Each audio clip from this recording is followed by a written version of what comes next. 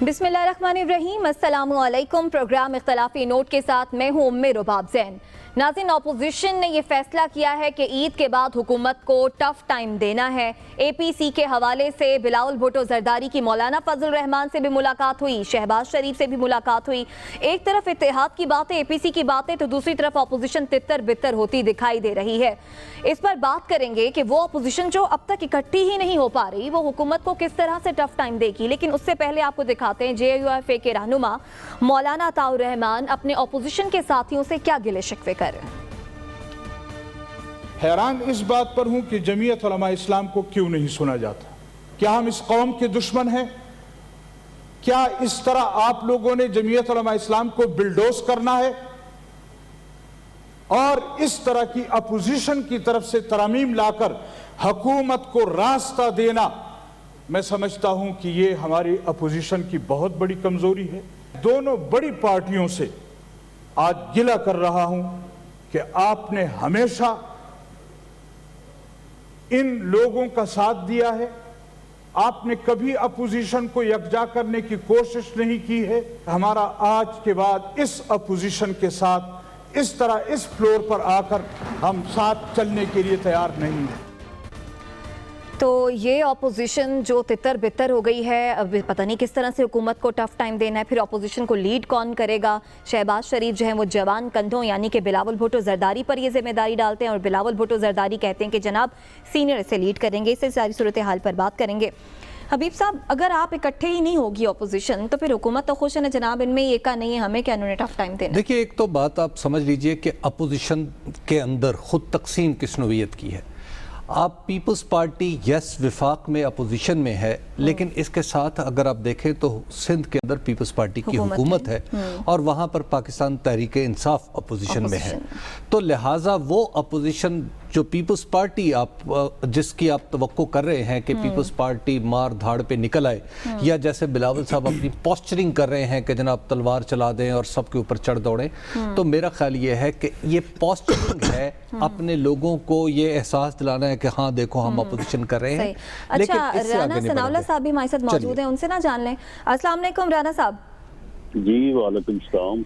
राना सनाउल्लाह साहब, अब मौलाना अताउर रहमान साहब कह रहे हैं कि उनका इन दोनों अपोजिशन की बड़ी जमातों यानी कि आप लोगों की जो मुस्लिम लीग नून है और फिर पीपल्स पार्टी से अब कोई ताल्लुक नहीं है। वो इतने नाराज क्यों हो गए आपसे? बहरहाल वो नाराज इसलिए हो गए तो फिर अब हुकूमत को टफ टाइम कैसे देना है, इसके बारे में भी बता दीजिएगा। नहीं, उसमें देखें, उसमें वो नाराज इसलिए हुए हैं कि ये वाले थे, उनके ऊपर गवर्नमेंट ने कहा कि हमारे साथ निगोशिएट करें और साथ नैब के बिल को रखा। लेकिन यानी गवर्नमेंट की जो निगोशिएशन टीम थी हेडेड बाई शाह महमूद कुरैशी साहब, उन्होंने इतना यानी घटियापन का मुजाहरा किया है कि अखलाकी तौर पे कोई आदमी इतना गिर सकता है, इस बारे में जो है ना यानी सोच मौजूद नहीं है। क्या किया उन्होंने ऐसा? आप इतने सख्त अल्फाज इस्तेमाल कर रहे हैं। उन्होंने ऐसा ये किया कि जब एक 24 रुकनी कमेटी बन गई उन 4 बिल्स के ऊपर नेगोशिएट करने के लिए, तो हमें ये कहा कि जी देखें इतने लोगों में तो ऐसा नहीं हो सकता, तो आप जरा थोड़े लोग हमारे साथ बैठ के स्पीकर हाउस में, तो वहाँ पे बैठ के जो है वो हम आपके साथ जो है ना चीजों तय कर देते हैं। वहाँ पे बैठ के उन्होंने एक बिल जो था वो इंतहाई गलत था।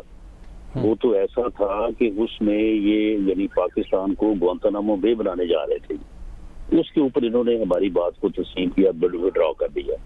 2 बिल्स में बड़ी मामूली लेकिन वजाहती जो है वो अमेंडमेंट्स इन्होंने एक्सेप्ट कर ली। अब चौथा रह गया नैब। नैब के ऊपर इन्होंने अपना मसवदा पेश किया। पीपल्स पार्टी से फारूक एच नाइक साहब ने कहा कि जी देखें आप, मैंने जो शिक वाइज इसके ऊपर तैयारी की है कि किस तरह से ये नैब लॉ जो है ये गलत इस्तेमाल होता है, आप मेरी बात सुन लें, तो उसके बाद फिर आप उसको रिस्पॉन्ड कर दें। वहाँ पे बैठ गए जी, 5 घंटे तक इन्होंने बातें सुनी, एक एक शिक के ऊपर बहस हुई, एक एक चीज को नोट किया, और वहाँ पे ये फरमा रहे थे फरूक नसीम साहब कि नाइक साहब क्या बात है, आपने इतनी मेहनत की, आप बड़े मेहनती हैं, मैं तो 70 से 80% आपसे मतलब। अच्छा, जगह पे शाह महमूद कुरैशी साहब ने कहा कि वाह आपने तो ہمیں ایجوکیٹ کر دیا. یہ واقعی درست ہے. یہ جب آیا نا 1 ارب والی بات کہ جی 1 بلین سے کم جو ہے وہ کرپشن پہ نیب اختیار نہ لے, تو یہ شاہ محمود قریشی صاحب فرما رہے تھے کہ جی یہی تو میں کہہ رہا ہوں کہ میگا پروجیکٹس کے اوپر نیب کو ایکشن لینا چاہیے. یہ نیب جو ہے یہ 10 روپے بھی 1000 روپے بھی ایکشن کاگنیزنس لے لیتا ہے, تو کیا پھر اینٹی کرپشن جو اسے بند کر دیں, ایس آئی اے کو بند کر دیں. اچھا, اب وہاں سے انہوں نے کہا کہ جی ہم کل آپ کو آ کے رسپونڈ کریں گے کہ کس کس چیز کے اوپر ہم کنسیڈ کر رہے ہیں. اگر کسی پہ اگر ہمیں اعتراض ہوگا تو آپ کو ہم بتا دیں گے. نائب صاحب نے کہا کہ جی بالکل ٹھیک ہے, میں نے بھی آپ کو سمجھیں, مذاق میں کہا کہ میں نے بھی سمجھے کہ آپ کو توپ کا لائسنس کی درخواست دے دی ہے تو چلو بندوق کا تو بن جائے گا. تو یہاں پہ وہاں پہ اس طرح سے مذاق ہوا. بعض باتیں وہاں پہ انہوں نے بھی ایسی کی کہ اگر اس طرح سے آپ یعنی آن ایئر کریں تو بڑا ہی یعنی جو ہے نا وہ ہلکا پن ہوگا. تو اس کے بعد اگلے دن یہ ہے تو یہ کہنے لگے کہ جی ہم میں سے کسی بندے نے جا کے وزیر اعظم کو پہلے سے جو ہے نا اس کو پٹی پڑھا دی ہے, یہی لفظ ہے, پٹی پڑھا دی ہے, اور وزیر اعظم نے ہماری بات ہی نہیں سنی. یہ کس نے کہا آپ کو؟ یہ شاہ محمود قریشی صاحب نے. اچھا جی ہماری تو بات ہی نہیں سنی, اور انہوں نے کہا ہے کہ جی اس کو بند کر دیں, اس کو ڈسکشن جو ہے نا آپ کسی اور موقع پہ رکھیں, اور باقی بل جو ہے نا اس کے اوپر جو ہے نا ہم وہ فیٹو والے تو رانا ثناء اللہ صاحب یہ باقی بلز کے اس کو جی آپ بات مکمل کیجیے. کرتے ہیں. اب آپ دیکھیں ہم نے کہا چلیں ٹھیک ہے, اگر آپ کی یہ ہے تو ہم وہاں سے آگے, ہم نے کہا جی ٹھیک ہے پھر آپ کر لیں. اب وہاں پہ سے جب قومی اسمبلی میں آئے ہیں تو انہوں نے جو ہے وہ اچھا پہلے تو انہوں نے آگے شاہ محمود قریشی نے وہاں پہ تقریر بڑی لمبی چوڑی جھاڑ دی جو بالکل غلط تھی.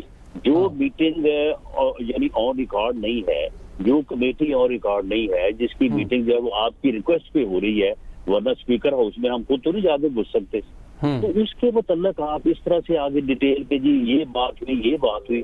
اب میرے ساتھ انہوں نے جو کی ہے کہ میں اگر ان کو آن ایئر کروں کہ جی یہ تو یہ کہہ رہے تھے, تو کتنی جو ہے وہ لیکن رانا صاحب ایک بات یہ بھی آ رہی ہے کہ اسپیکر ہاؤس میں جب آپ سب لوگ بیٹھے ہوئے تھے تو کہیں اور سے بھی کچھ پیغام رسانی ہو رہی تھی جس نے آپ کے رویے کو نرم کیا, اور اس نرمی کا اظہار سینٹ میں بھی دیکھنے میں آیا. نہیں وہ ایسے نہیں تھا. جو بل ہیں ان کے اوپر تو میں نے جیسے پہلے عرض کیا کہ ایک انہوں نے وڈرا کر لیا, وہ ہماری بڑی کامیابی تھی, اس کے اوپر ہم نے ان کا شکریہ ادا کیا. 2 کے اوپر معمولی امینڈمنٹس ہو گئی. نیب کے اوپر جو ہے وہ یہ ہوا کہ جی اب اس کے اوپر جو ہے نا وہ فردر پھر کسی وقت جو ہے نا وہ بات شروع کی جائے گی. اب ایک آدمی نے جا کے وہاں پہ جو ہے نا, اور وہ شاہد اکبر صاحب کے اوپر شک کیا جا رہا تھا کہ انہوں نے جا کے پٹی پڑھا دی اور کام خراب کر دیا. اچھا اس کے بعد جب قومی اسمبلی میں معاملہ آیا تو قومی اسمبلی میں انہوں نے ہمارے وہ امینڈمنٹس کے ساتھ بل کو پاس کرنا تھا, تو وہاں پہ انہوں نے وہ اسے بغیر امینڈمنٹس کے پاس کر دیا. جب پھر جا کے سینٹ میں ہم نے روکا تو وہاں پہ انہیں غلطی کا احساس ہوا, تو پھر سینٹ میں انہوں نے ان امینڈمنٹس کو جو ہے وہ ان کو لے کے امینڈمنٹس کے ساتھ ایک امینڈڈ بل سینٹ سے پاس کیا. اس کے بعد آئینی تقاضا یہ تھا کہ اب یہ دوبارہ قومی اسمبلی سے ہو, تو پھر انہوں نے قومی اسمبلی کا اجلاس پاکستان کی پارلیمانی تاریخ میں پہلی مرتبہ نوٹس فار ٹوڈے ہوا ہے. ورنہ بہت بھی ارجنٹ قومی اسمبلی کا اجلاس بلایا جائے تو ایک دن پہلے جو ہے وہ نوٹس ہوتا ہے. یہ نوٹس فار ٹوڈے پہ اجلاس بلا کے تو کل پھر سینٹ سے آیا ہوا بل جو ہے وہ انہوں نے پاس کروایا. لیکن رانا صاحب اس کا مطلب یہ ہے کہ انہوں نے آپ کے نہلوں پر دہلے مار کے خود اپوزیشن کے درمیان دراڑیں پیدا کر دیں, جس کا نتیجہ یہ ہے کہ عطاء الرحمان صاحب کہہ رہے ہیں کہ آپ لوگوں نے ہمیں دھوکہ دے دیا. بالکل, عطاء الرحمان صاحب کو ہم نے ساری بات ان کے سامنے رکھی ہے, اور مزید جب ان کے ساتھ ہم بیٹھ کے یہ بات پوری طرح سے اینالائز کریں گے کہ یہ اس طرح سے جو ہے وہ ہوا ہے. آپ دیکھیں ان کی ناراضگی یہ ہے کہ 24 رکنی کمیٹی کا وہ حصہ تھے. یہ اس کے بعد جو چھوٹی کمیٹی بنی جو خفیہ طور پہ یا علیحدہ مل رہی تھی اسپیکر ہاؤس میں, اس کا وہ حصہ نہیں تھے. یہ بالکل ان کا گلہ جائز ہے, اس کے اوپر ہمیں ان سے معذرت کرنا ہوگی اور اسے ساری صورتحال. تو رانا صاحب اس کا مطلب ہے اے پی سی بھی کہ بڑی کمیٹی کو فیسیلیٹیٹ کریں. اس کا مطلب اے پی سی بھی تباہ ہو گئی؟ نہیں, اے پی سی کا اجلاس جو ہے وہ ہو رہا ہے. اچھا وہ ہوگا. اور رہبر کمیٹی جو ہے میری انفارمیشن کے مطابق 5 یا 6 کو ملے گی اور اس کا ایجنڈا یا اس کے جو فیصلے ہیں کہ کن فیصلوں پہ جو ہے وہ لیڈرشپ ایگری کرے گی اس کے متعلق جو ہے وہ بات ہونی ہے اور اس کے بعد فوراً اے پی سی کی میٹنگ کی ڈیٹ کا جو ہے وہ اناؤنس ہو جائے. رانا صاحب آپ کی موجودگی کا فائدہ اٹھاتے ہوئے کیونکہ آپ کی قانون پہ بھی نظر ہے, آپ اس کمیٹی کا بھی حصہ تھے, جو امینڈمنٹس آپ کی اور پیپلز پارٹی کی طرف سے کمبائنڈ امینڈمنٹس پرسکرائب کی گئی ہیں جس میں یہ اب کہا گیا ہے, جو آپ کی پروپوزل ہے کم از کم کمبائنڈ, اس میں کہا گیا ہے کہ 1 ارب روپے سے نیچے کی کوئی کرپشن نیب کے اندر نہیں جائے گی, ٹیکس کا کوئی میٹر نیب میں نہیں جائے گا, ای سی سی کا کوئی میٹر نیب میں نہیں جائے گا, ایکنک کا کوئی میٹر نیب نہیں جائے گا, جس اتھارٹی میں کسی بھی اور فیڈرل ایجنسی کا جورسڈکشن ہوگی وہ نیب میں نہیں جائے گی, اینٹی منی لانڈرنگ بھی نیب میں نہیں جائے گی. تو سر میرا آپ سے سوال یہ ہے, ذرا وضاحت کر دیجیے گا کہ آپ کے پریزنٹ کردہ پروپوزل کے بعد نیب میں کیا جائے گا, کون سی کیسز ہوں گے جس کے نیب میں جورسڈکشن ہوگی؟ اس کو آپ ادروائز لے لیں. ادروائز اس طرح سے ہے کہ جس طرح سے روزانہ یہ بات ہو رہی ہے, ہماری کورٹس آبزرو کر رہی ہیں, اس کے علاوہ باقی جو صاحب و رائے لوگ ہیں وہ کہہ رہے ہیں کہ جی نیب جو ہے یہ میگا کرپشن یہاں پہ یعنی ہمارے جو اربہا کے منصوبے ہوتے ہیں پبلک فنڈنگ میں, تو یہ میگا پروجیکٹس کے اوپر کام کرے. جب یہ میگا کیسز میں نہیں, لیکن سر اس میں بھی کچھ ایف بی آر میں چلے جائیں گے, کچھ اینٹی منی لانڈرنگ میں چلے جائیں گے, کچھ ایف آئی اے میں چلے جائیں گے, نیب کے پاس کیا رہے گا؟ نہیں, اینٹی منی کون سا کیس ہوگا, ایگزامپل دیجیے گا کہ نیب میں جو جائے گا. یعنی جتنے بھی حکومتی پروجیکٹس ہیں جن کی مالیت جو ہے وہ 1 بلین سے زیادہ ہو اور وہاں پہ کسی قسم کی کرپشن کی کوئی ایلیگیشن یا کوئی ڈاؤٹ ہو تو اسے جو ہے وہ نیب جو ہے وہ ڈیل نہیں سر, آپ کے مصدق آپ کے پروپوزل کے مطابق وہ ایس سی سی پی میں جائے گا, ایف بی آر میں جائے گا, اسٹیٹ بینک میں جائے گا, ایف آئی اے میں جائے گا, نیب میں کون سا جائے گا؟ نہیں جائے گا. آپ نے سر یہ لکھا ہے, سر میں آپ کی پروپوزل پڑھ لیتا ہوں.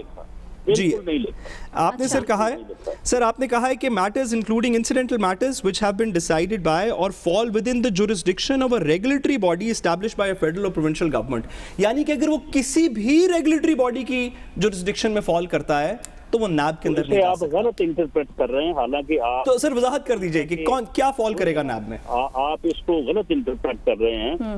جو جتنے بھی یعنی اس وقت فیڈرل گورنمنٹ کا اور صوبوں کا اگر آپ ڈیولپمنٹ بجٹ بنائیں تو کم از کم جو ہے یہ 3 سے 4 ہزار ارب کا بنتا ہے. سر ہم سمجھ نہیں سکے, سر میں سمجھ نہیں سکا, اگر آپ ایک ایگزامپل دے سکیں کہ اتنے کیسز پاکستان کے اندر ہو رہے ہیں اس میں سے کون سا کیس ہے جو اب نیب کے پاس رہے گا, کسی ایک کیس کی ایگزامپل دے دیں. یہ میں یہ عرض کر رہا ہوں کہ جو یعنی ڈیولپمنٹ بجٹ ہوتا ہے صوبوں کا مرکز کا, میں تمام وہ منصوبے جو کہ تعمیراتی ہوتے ہیں, مثال کے طور پہ سڑک ہے, مثال کے طور پہ بجلی کا کارخانہ ہے, مثال کے طور پہ کوئی ڈیم بننا ہے, مثال کے طور پہ کوئی بھی ترقیاتی کام جو ہے جس کی مالیت نہیں, لیکن سعد پوچھنا چاہ رہے ہیں, سعد کا جو سوال میں سمجھ پا رہا ہوں کہ اس کی اوور آرچنگ حیثیت جو ہے برقرار رہے گی کہ نیب جس کیس کو ہاتھ ڈال لے پھر وہ دوسری طرف نہ جائے. اور کیا جو ابھی نیب کے سامنے کیسز ہیں, آپ میرے سے بہتر جانتے ہیں اتنے سارے کیسز ہیں, کیا ان میں سے کوئی ایسا کیس ہے جو آپ کی پروپوزل کے بعد نیب میں رہے گا؟ اگر آپ نشاندہی کر سکیں تو ہمیں تھوڑا سمجھ آ جائے گی, کیونکہ پڑھ کے لگتا ہے کہ کوئی بھی نہیں رہے گا.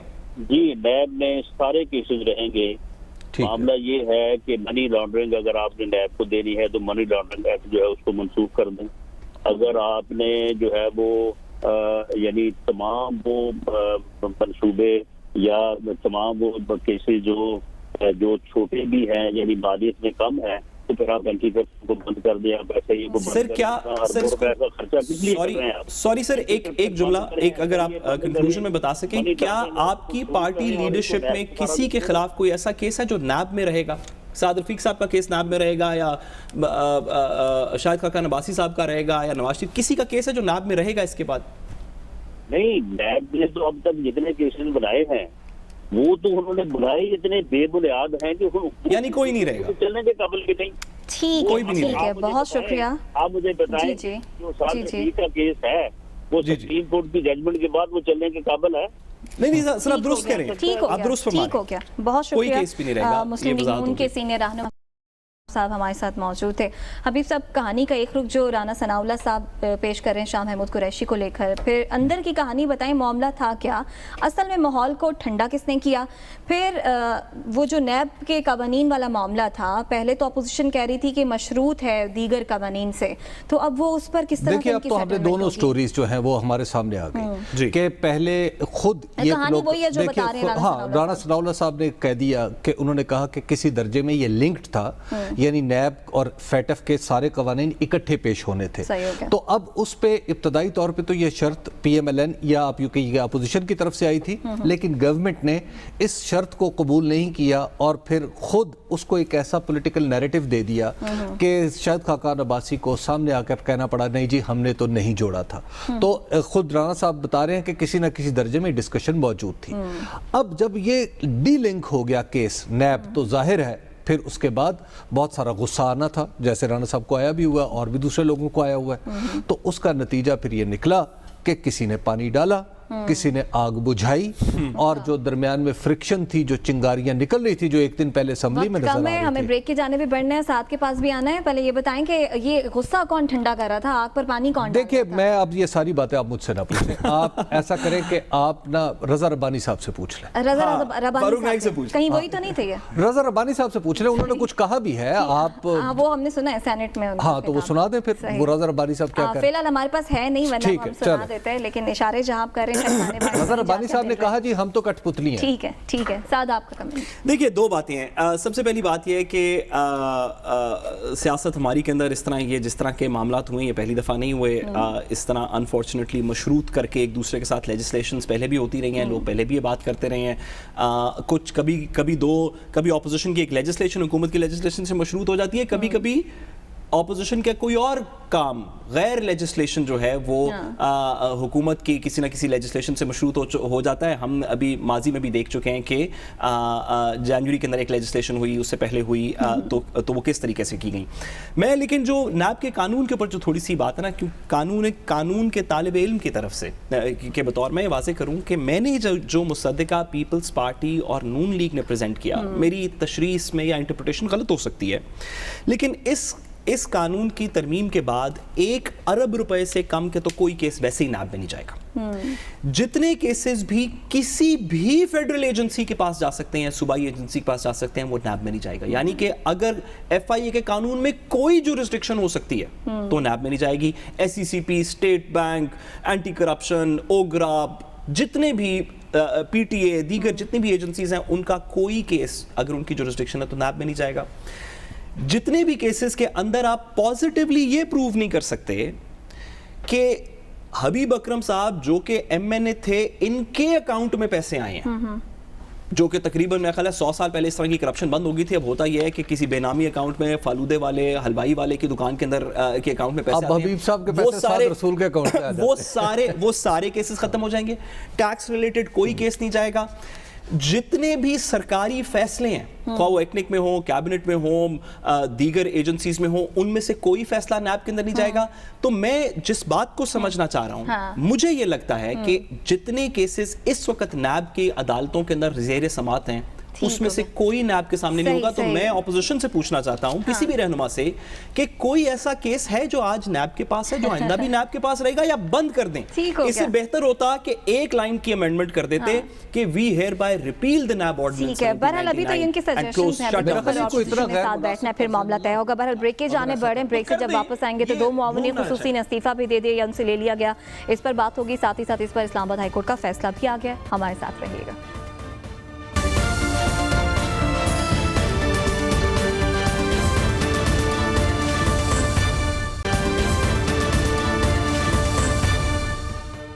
वेलकम बैक नाज़रीन। वज़ीर आज़म के 2 मुआविनीन खुसूसी ने इस्तीफ़ा दे दिया या उनसे लिया गया, इस पर बात करेंगे। तानिया दरूस और डॉक्टर ज़फ़र मिर्ज़ा मुस्ताफ़ी हुए हैं। साथ ही साथ मुआविनीन खुसूसी के दोहरी शहरियत के मामले पर इस्लामाबाद हाई कोर्ट का भी फैसला सामने है, जिसमें उसका कहना है कि जनाब खुसूसी शहरियत पर किसी को नाअहल नहीं किया जा सकता और ना ही मुहिब्बे वतन होने पर कोई उनके शक किया जा सकता है। इसी पर बात करेंगे। हबीब साहब, एक तो ये जो इस्तीफों वाली कहानी, ये क्या कहानी है? इस्तीफे लिए गए या खुद रजा कराना? देखिए, मेरा ख्याल है कि हमें उन लोग, इस्लामाबाद हाई कोर्ट का जो फैसला हमें उन लोगों की बात सुननी चाहिए जिन्होंने ट्वीट के जरिए अपने इस्तीफे का ऐलान किया।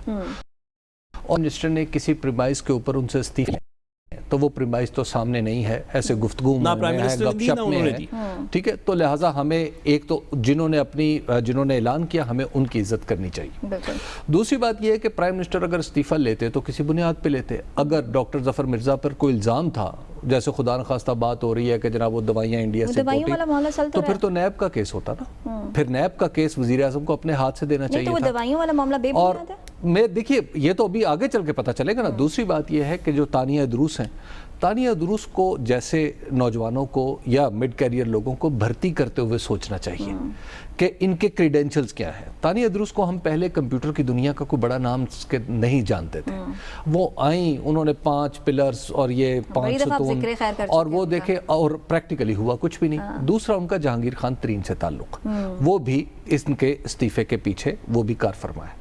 جہاں تک عدالتی فیصلے کا تعلق ہے عمر رباب, تو میں یہ سمجھتا ہوں کہ اس عدالتی فیصلے کے اوپر بات ہونی چاہیے. اس کی ایک وکیل صاحب چلے گئے پٹیشن لے کے اور انہوں نے کہا جی کہ ایس اے پی ایمز کو آپ اڑا دیں. اب یہ مقدمہ جو ہے یہ دراصل فیصلہ نہیں ہے, یہ ایک کمزور وکالت کی دلیل ہے. اور جو استدلال ہمارے جج صاحب نے استعمال کیا ہے اس میں خود کو بڑے ادب اور احترام کے ساتھ اس پہ کنونس نہیں پاتا, کیونکہ نہ تو وکالت اچھی تھی اور نہ ہی اس کے اوپر دلائل پوری طرح دیے گئے تھے.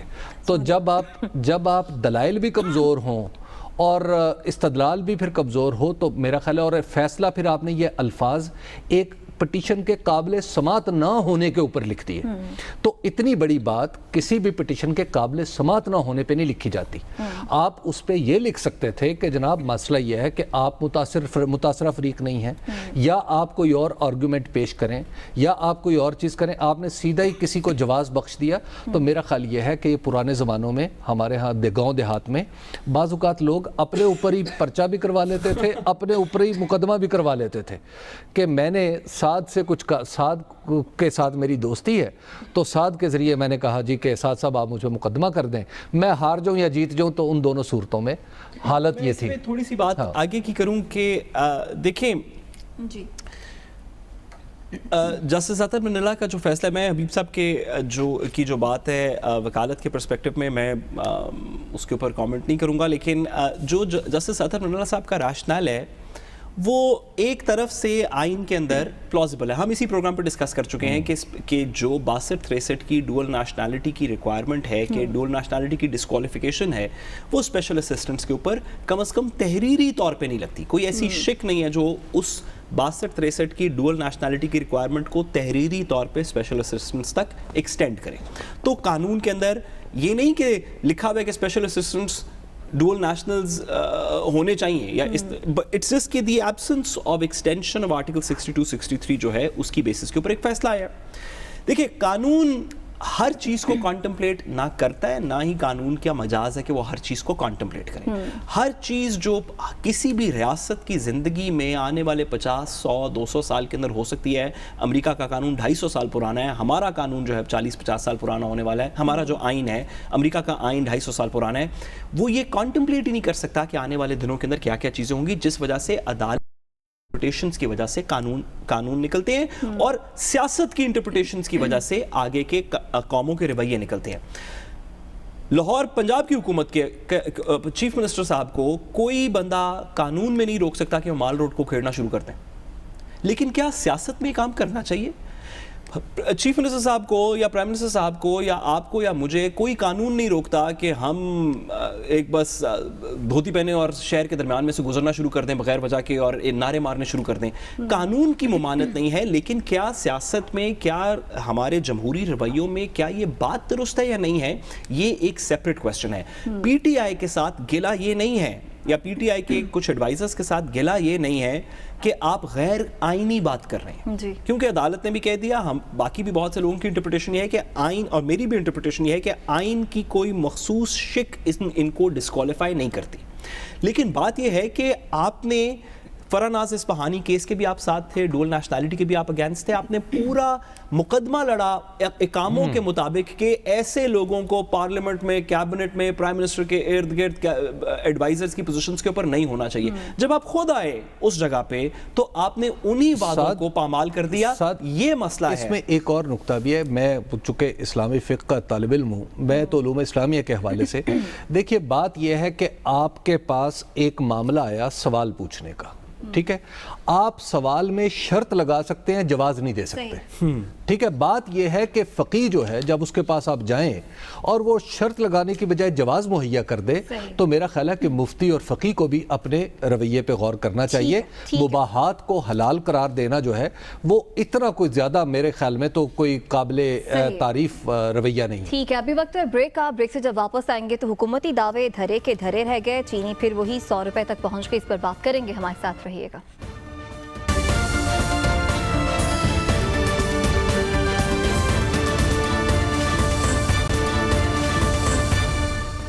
ویلکم بیک ناظرین. کمیشن بنا, کارروائیاں بھی ہوئیں, وزیر اعظم عمران خان نے نوٹس بھی لیا اور پھر ساتھ ہی ساتھ FIA کی 11 رکنی تحقیقاتی کمیٹی بھی بنی, لیکن چینی کی قیمت پھر وہیں کی وہیں, یعنی کہ فی کلو 100 روپے تک پہنچ گئی ہے. کیا یہ اختیار میں نہیں ہے حکومت کے؟ ان سب کے باوجود کیوں یہ قیمت بڑھ رہی ہے؟ کیوں کس طرح سے اسے کنٹرول کیا جا سکتا تھا؟ اسی ساری صورتحال پر بات کریں گے. حبیب صاحب, اتنا سب کچھ ہونے کے باوجود کیسے قیمت اتنی مجھے بڑی خوشی ہے اس بات کی کہ آپ نے جو گفتگو کی, دراصل میں نے 2 مہینے پہلے ہی عرض کیا تھا کہ یہ ایک فیوٹائل ایکسرسائز ہے جو آپ کمیشن کی رپورٹ بنا کے کر رہے ہیں. آپ دراصل بزنس مینوں کو ڈرا رہے ہیں. آپ کا اپنا پولیٹیکل معاملہ ہے, جہانگیر ترین کے ساتھ آپ نے فوکس میں رکھ لی ہیں شوگر ملیں, یہ سب میں نے عرض کیا تھا, اور سب کچھ وہی ہو رہا ہے جو اس وقت عرض کیا تھا. مجھے کچھ یہ اپنے, میں اس میں کچھ وہ پرائیڈ نہیں لے رہا, خوش نہیں ہوں. مجھے یاد ہے جس دن ہم نے یہ رپورٹ ڈسکس کی تھی, ایک نالائکی ہوئی تھی, اس نالائکی کا سب کو پتا تھا کہ اس کا انجام یہ ہوگا.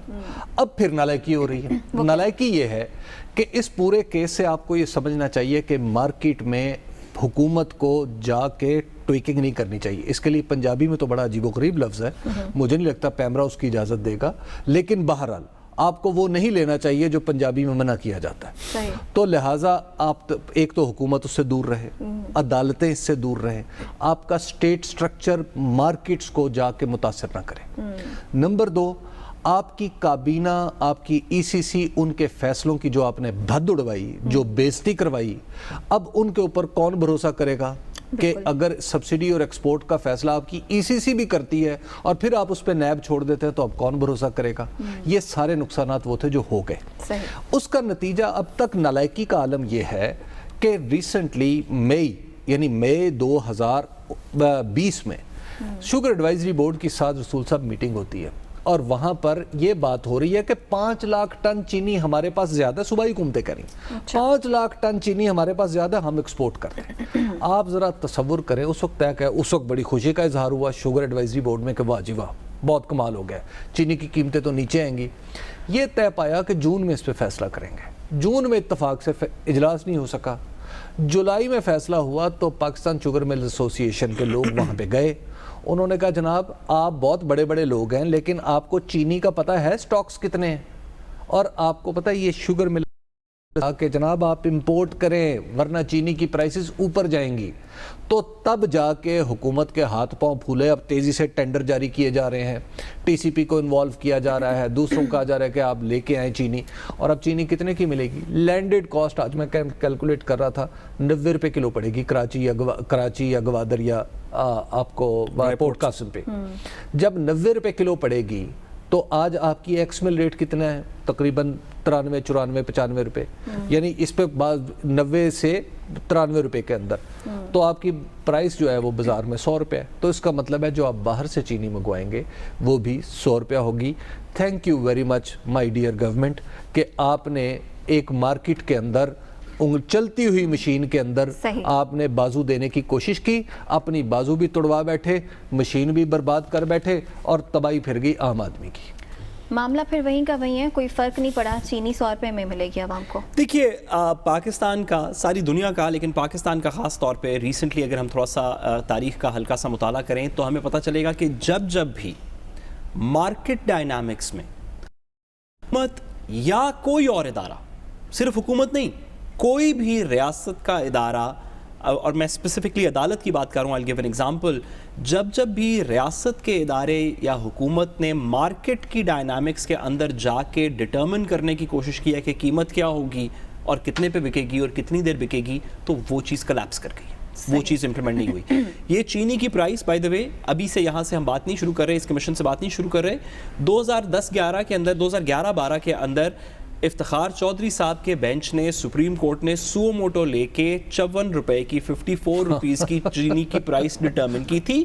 سپریم کورٹ کا تحریری حکم جاری ہو گیا, حکم ہوا کہ اس پرائس کے اوپر شوگر ملے گی ورنہ نہیں ملے گی. تو نتیجہ کیا ہوا؟ وہ نہیں ملی, اس پرائس پہ دستیاب نہیں تھی. لوگوں نے چینی بیچنی شروع کر دی, ملوں نے سپلائی کرنی بند کر دی, لوگوں نے چینی بیچنی بند کر دی, اور بلیک کے اندر چینی اسی پرائس پہ مل رہی تھی جس کی مارکیٹ ریٹ میں ملا تھا. تو سوری بیب صاحب ایک جملہ کہ تو حاصل یہ ہوا کہ ریاست کے اداروں کا کام مارکیٹ ڈائنامکس کے اندر انوالو ہونا نہیں ہے. پہلے بھی ایک ناکام اسٹریٹجی تھی اور اس دفعہ بھی ایک ناکام. حماد اظہر صاحب ہمارے منسٹری انڈسٹریز, انہوں نے شوگر ملز ایسوسی ایشن کو بلایا, انہوں نے کہا جناب چینی 70 روپے کریں تو ہم بہت کچھ آپ کو رعایتیں دے دیں گے.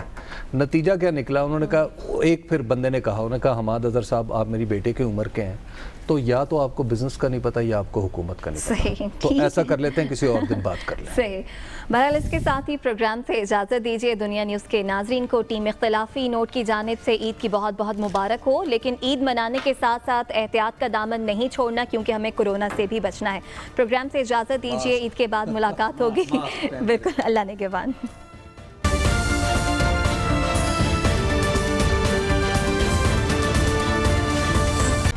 Hi, it's Sayyeda Shanaz here. Thank you for watching Dunya News. For more videos and updates, don't forget to click the subscribe button. Keep watching Dunya News.